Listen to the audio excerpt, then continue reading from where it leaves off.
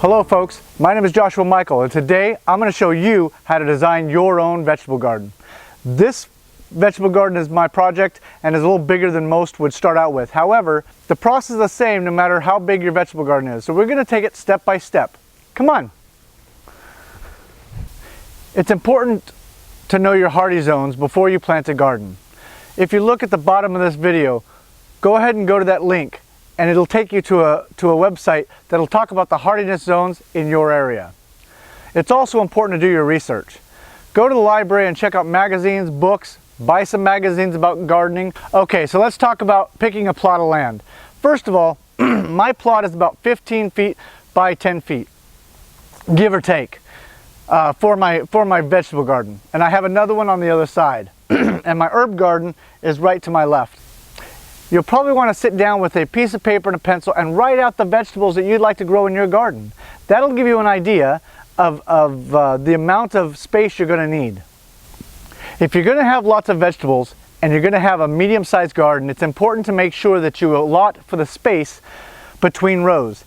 The more plants you have, the more rows you're going to need. You're going to want to make sure that you can walk in between those rows as you're planting or picking or pulling weeds. Another good idea is to separate your bed into sections. For example, over here I have peppers on the far side of my garden. This bed that I'm standing in is my lettuce, kale, and greens area for my garden. Now I don't have anything here right now because we just went through and did a harvest of it, and I'm going to have to replant all of that later.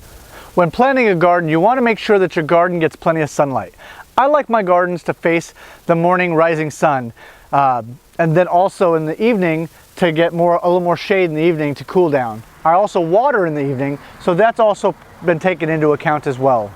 Another concern about where you plant your garden is going to be tree roots. You want to make sure that you plant your garden far enough away from trees so that tree roots don't come up in the middle of your garden. Now, for me, I have a tree right in the middle here, right in the middle of my yard. So as I was tilling the land, and we'll cover tilling on another video, but as I was tilling, I did run into some smaller tree roots, and I wound up having to go dig down and cut those out to make sure they didn't interfere with my garden. One of the biggest concerns, obviously, is going to be water. You want to make sure that you plant your garden near a water supply. So near an outside connection to your home, and make sure you figure out how you want to water your garden. Some people water through a spraying system.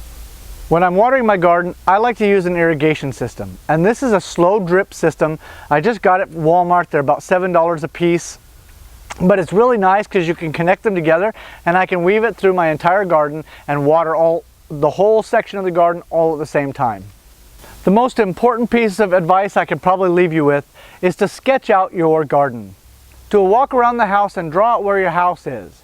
Then lay out that plan according to the layout of the house so that you can see where's the sun and draw an arrow as to where's the morning sun and then where's the evening sun. So you can get a good idea of the sunlight that you're going to have in your area.